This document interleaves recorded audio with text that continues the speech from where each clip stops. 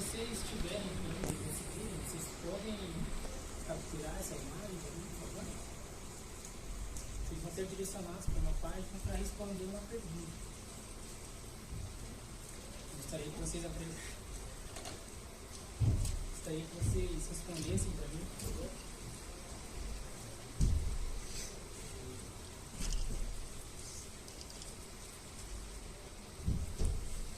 Na hora que todo mundo tiver respondido, só dá uma clique.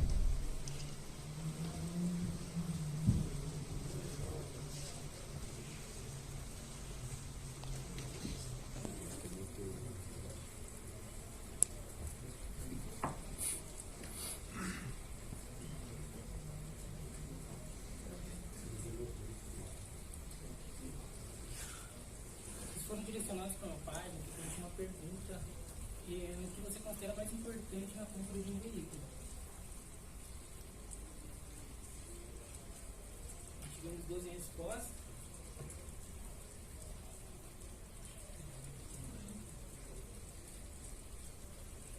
Uma porcentagem de 61,5% de motores. E nossa apresentação realmente é sobre motores. Eu estarei falando para vocês dos motores ciclo Otto, que motor de combustão interna. Esse motor aqui é de um Audi R8, é um V8.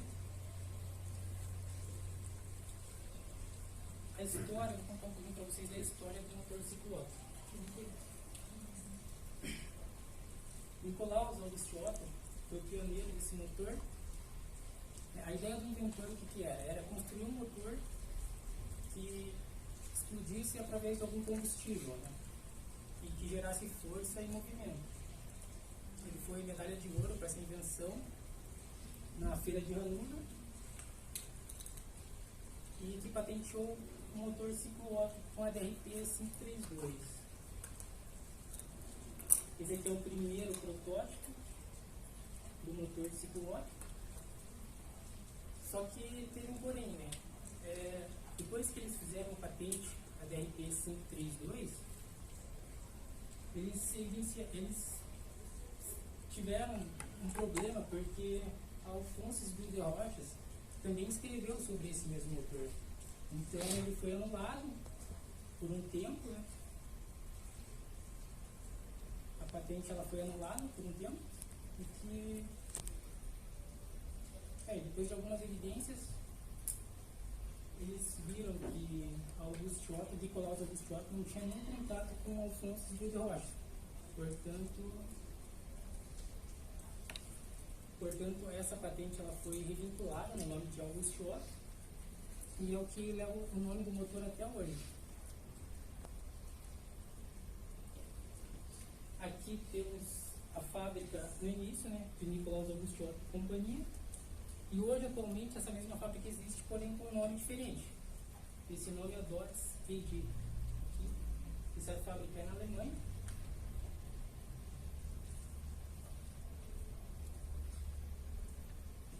Aqui nós temos um exemplo de um carro que ele tem um motor de combustão externa. E o motor Nicolaus Auguste Otto, ele veio com uma grande vantagem para a época, né? Ele tinha um baixo peso, tinha uma potência, ele era mais compacto, o que consagrou a força motriz do motor. Como vocês podem ver, esse motor vinha antes de Nicolaus Auguste Otto, do ciclo Otto. Ele é um motor muito grande, ele precisa de um reservatório de água muito grande, e além de fonte de energia, de carvão e para queima do combustível. Esse aqui foi o primeiro carro a receber o motor ciclo Otto, né, produzido comercialmente, que é o Benz Motorwagen, em 1885. Vou explicar para vocês um pouquinho, que acho que a parte principal do nosso trabalho é explicar um pouquinho mais sobre o funcionamento do ciclo Otto. O ciclo Otto é composto de 4 tempos, como vocês podem ver na figura. O primeiro tempo é o tempo de admissão de ar e combustível, que vocês podem ver que a primeira válvula está aberta, é onde recebe o ar e combustível. o pistão está embaixo, no ponto morto, é conhecido como ponto morto inferior. Depois disso ele fecha essa válvula e ele comprime a mistura, que é o segundo tempo de compressão. Ele comprime essa mistura com as duas válvulas fechadas. E no terceiro tempo é a explosão. A explosão acontece por uma faísca e ele retorna, ele empurra com uma grande pressão para baixo esse pistão para gerar o movimento. Esse é o movimento útil que eles chamam nos motores de combustão interna. E no quarto tempo é o tempo de exaustão, em que a segunda válvula está aberta, o pistão retorna para o ponto morto superior, eliminando essa mistura. Aqui a gente tem uma exemplificação do que acontece dentro de cada câmara.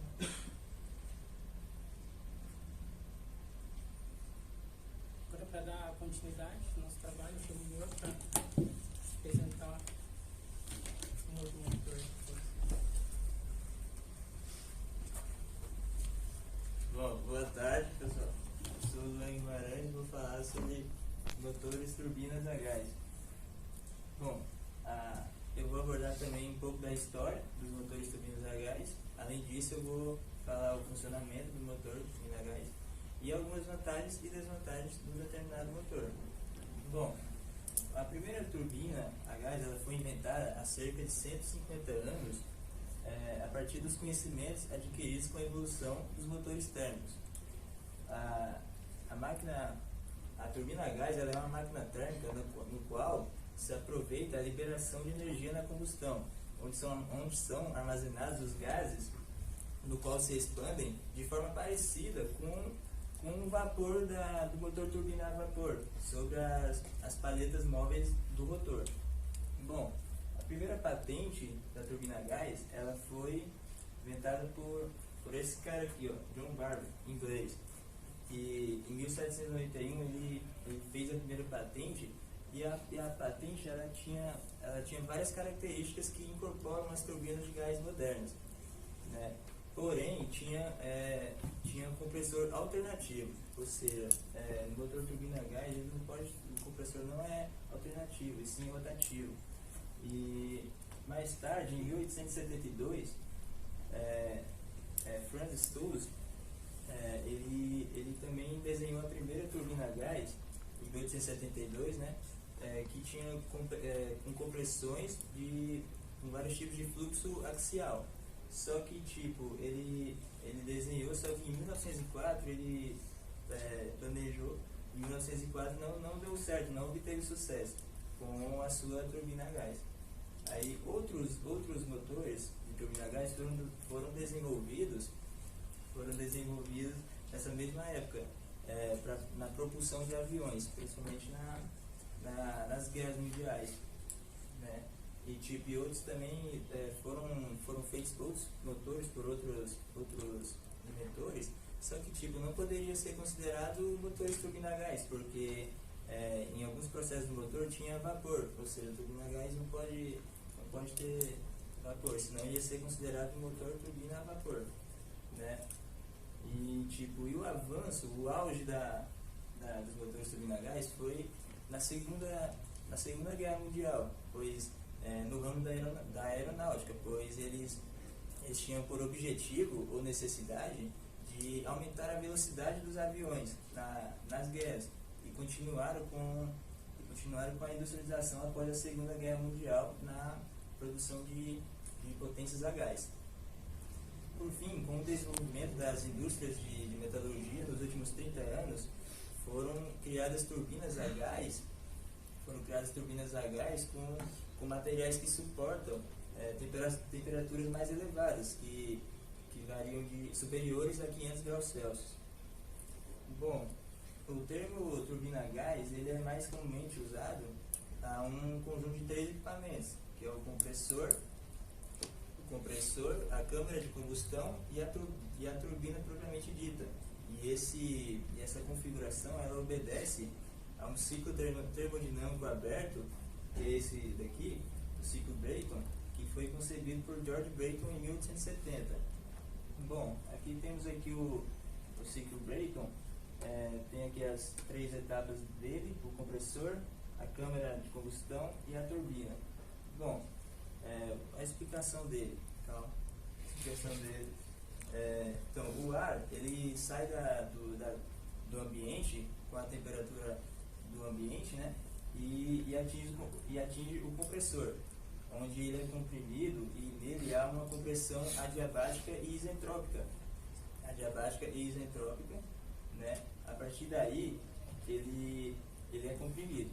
Depois do ar comprimido, ele passa para a câmara de combustão, onde ele se mistura com o combustível, né? E daí haverá a queima e o aquecimento do combustível e do ar. E aí depois, ao sair da câmara de combustão, os gases de temperatura e pressão eles se expandem, né? No motor da turbina, né? E a partir daí eles geram uma energia mecânica, e a partir daí geram para formar uma potência útil que equivale a 30% da potência total. Bom, e aqui tem a ilustração do motor turbina a gás, né, que tipo tem o compressor, a câmara de combustão, a turbina, e é isso aí. Aí o ar ele entra aqui por processo de admissão, mesmo no compressor. O compressor aspira o ar, né, e alimenta a câmara de combustão com uma pressão de 5 a 8 atm. A câmara de combustão, nela se injeta o combustível misturado com o ar de forma contínua, a uma temperatura constante, a uma pressão constante, uma temperatura de 650 graus Celsius a 1200 graus Celsius. A combustão ela ocorre durante o arranque do motor. Ela ocorre durante o arranque do motor. Bom, e aqui na turbina, os gases eles se expandem para, depois da combustão, os gases se expandem para formar a energia mecânica, e a partir daí acionar o compressor novamente. Aí, eles formam da potência útil, 30% da potência total, eles formam para poder funcionar o motor. E o restante da energia que não foi utilizada, ela vai embora a partir da saída do eixo do rotor. Como vocês podem ver por aqui, sai ou por aqui ou por aqui. Daí a gente exemplifica a quarta etapa do ciclo Brayton, que essa quarta etapa ela não é fisicamente, ela é como ocorre a troca de calor do meio da turbina para o meio ambiente. E aqui temos a animaçãozinha do funcionamento do motor turbina a gás, como eu já falei. Agora eu vou convidar o João Pedro para falar sobre... Não, ainda não. Vantagens e desvantagens. Bom, as vantagens temos a manutenção simples, a baixa poluição ambiental. Além disso, ele tem uma boa relação potência e peso. Boa relação potência e peso, pois se comparar o motor turbina a gás com motores a vapor ou com motores pistão, eles têm a mesma potência, só que o motor turbina a gás é menos pesado, ou seja, tem uma vantagem com isso também. E eles operam em regiões onde não há muita abundância de água, porque em comparação com motores a vapor, os motores a vapor eles operam em regiões onde há um grande volume de água. Já o turbina a gás não, ele pode operar com regiões onde não há muita abundância de água. Essa é uma outra vantagem. E desvantagens, ele tem tempo de vida útil curto e também tendência de temperaturas elevadas. Eles operam em temperaturas elevadas, isso não é favorável. E além disso, eles possuem baixo rendimento em comparação com outros motores, como por exemplo o de pistão, eles são caros. Agora sim, o Jota vai falar sobre o motor Vankel. Bom, boa tarde. Eu vou falar sobre esse motorzinho aí, que é tido como motor rotativo. E a princípio eu não vou detalhar sobre as peças dele, eu vou contar um pouco da história e um pouquinho do contexto histórico. Vamos pensar por volta do século XIX, fim do século XIX e início do século XX. Assim, os últimos 30 anos do século XIX e os primeiros 30 anos do século XX. Ali não era o berço da engenharia mecânica, mas era basicamente o berço dos motores a combustão interna. Então, devia ser, usar uma certa palavra, devia ser muito louco para ser um engenheiro nessa época, porque você não tinha um parâmetro muito certo para que é um motor a combustão interna. Tudo era muito novo, sabe? Então, você não tinha, assim, você não sabe, o que é um motor? Ninguém tinha essa coisa idealizada de que a gente tem hoje, que normalmente a gente pensa no ciclo Otto. Então, e além disso, a gente sempre tenta cortar a etapa quando a gente vai produzir algo novo, certo? Sempre inovação, a gente, no modo geral, tenta cortar a etapa.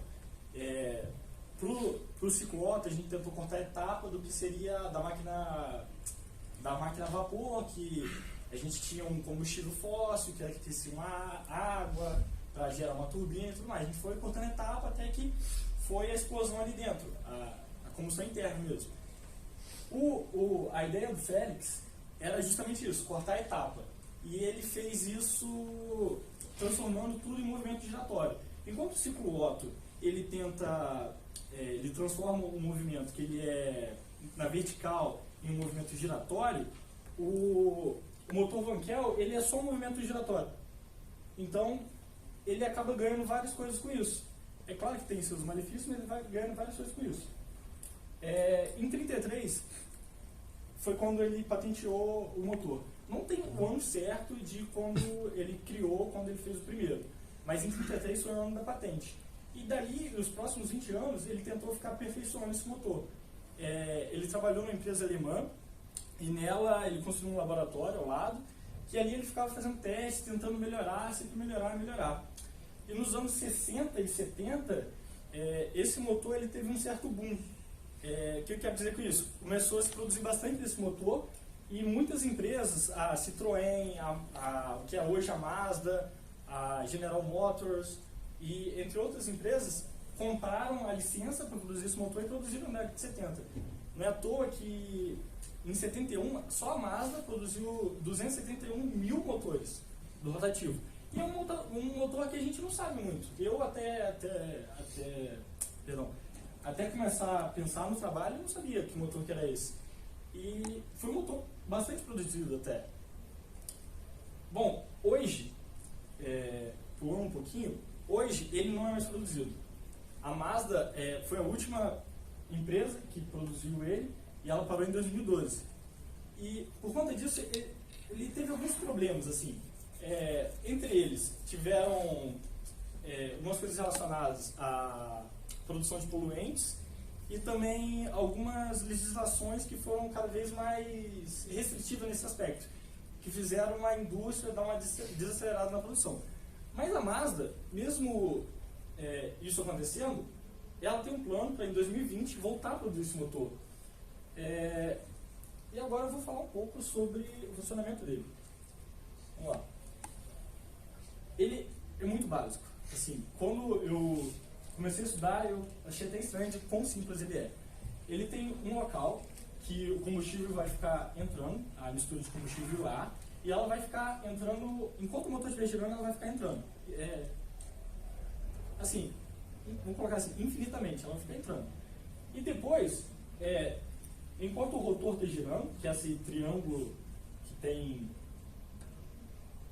essas partes mais arredondadas, né, de um triângulo, né?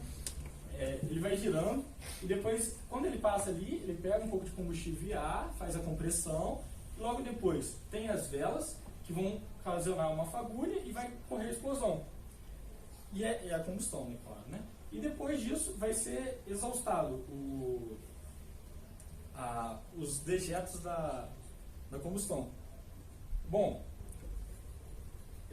isso acontece toda hora, assim, ele não para de girar, toda hora. Enquanto o ciclo Otto, ele tem que ele injeta combustível, como o Felipe explicou, ele injeta combustível, ele comprime, depois ele explode, e depois ele expele, o Vankel não, ele faz isso toda hora. Ele não para. Então isso dá uma bela relação de potência, né? Ele não para de fazer isso.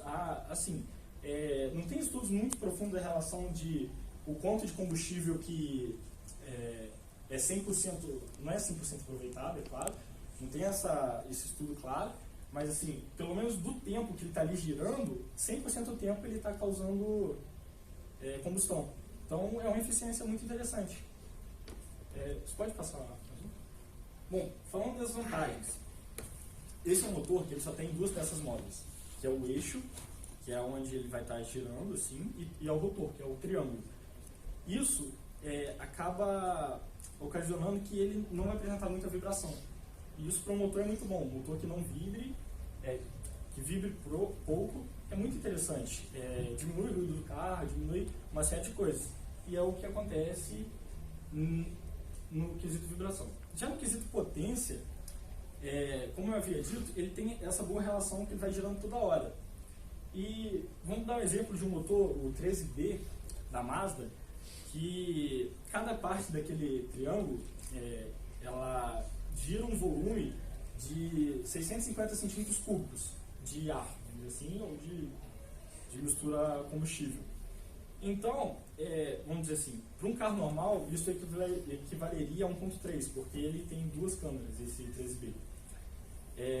Só que é até um pouco contraditório, como ele tem um triângulo, ele tem 3 lados, isso também poderia ser equivalente a um 3.9 num carro normal. Então é um motor que, pela legislação, ele é 1.3, ele é muito potente como se fosse um 1.9, ou 3.9, e infelizmente ele gasta também com 3.9, enfim. Quanto ao custo de produção dele, ele é um motor muito barato, ele tem poucas peças. E existe para algumas aplicações, não somente para veículos, o uso dele em vários materiais, até mesmo alumínio. Além disso, teve uma outra característica que eu não coloquei ali, a montagem dele é extremamente rápida. Você consegue encontrar o estilo 13B com as duas câmaras de ar, ser montado em cerca de 10 minutos. E para um motor ser montado em 10 minutos, pelo menos a parte central dele, é extremamente rápido. Uma linha de produção, isso é muito interessante. Pode ir. Bom, sobre as desvantagens. Você volta no GIF, por favor. A primeira é a vedação, certo?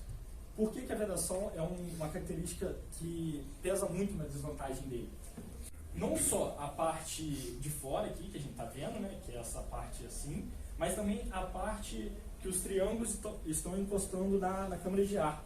Porque essas áreas, elas têm que ser independentes uma da outra. Porque em cada área, no mesmo tempo, vão estar ocorrendo ciclos diferentes. Então, a vedação ali tem que ser de extrema importância. E é algo que é muito difícil, porque o atrito ali é enorme e ele está girando a todo momento. Então, ele acaba pecando bastante nisso. Bom, por conta exatamente da vedação, isso acaba reduzindo muito a vida útil dele, muito. Há relatos que um motor desse tipo, do tipo 13B, ele dura entre 60 e 80 mil quilômetros. Que para um motor é quase nada, assim, dá uns 3, 4 anos de uso no uso convencional. Então isso prejudica bastante o motor.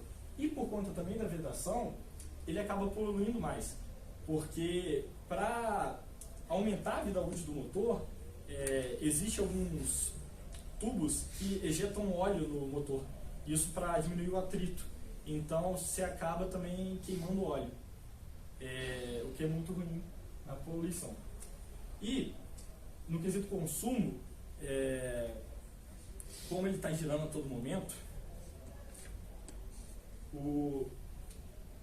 apesar da combustão ser instantânea, ela não é capaz de queimar todo o combustível. Então uma parte do combustível que é injetado dentro do motor acaba sendo jogado para fora. Então acaba sendo desperdiçado. E é até muito comum você ver em alguns Mazda saindo fogo pelo escapamento, o que é uma grande desvantagem para o motor. Agora, para terminar a apresentação, eu gostaria de falar por que a gente quis falar de motores, assim, não falar muito, mas por que a gente quis falar, e mais especificamente desse, né? Eu penso, nosso grupo pensa que nós somos estudantes de engenharia, de mecânica, e assim, o mundo está numa constante mudança, né? E eu acredito que a gente não pode ficar só numa coisa para sempre, como a gente está há bastante tempo no ciclo Otto. Eu não estou dizendo assim que a gente deve mudar, mas é interessante a gente ver outros meios que foram importantes numa época, como os outros motores, meios que ainda estão sendo utilizados, a gente está tentando aprimorar ele, assim como a Mazda faz com o Wankel, assim como o Tornado da Gás também tenta ser utilizado, e é basicamente isso. A gente tem que tentar aprimorar as coisas e tentar mudar um pouco também.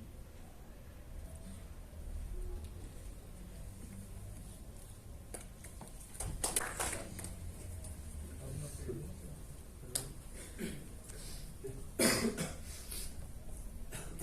Perguntas para o grupo?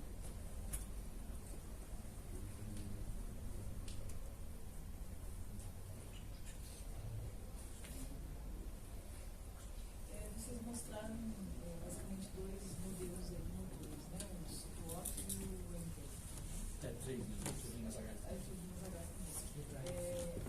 Pensando assim no cliente hoje, vocês disseram que o Wankel não é mais fabricado e que não foi da Mazda, né? Sim, ela pensa em voltar a fabricar em 2020. Quais são os modelos que estão sendo utilizados pelas empresas automobilísticas hoje? Hoje Qual a maior parte seria é um motor alternativo ciclo Otto, que até então a Renault e várias outras empresas elas têm um estudo feito no motor ciclo Otto que eles reduziram o cilindro para ter uma economia melhor para o motor.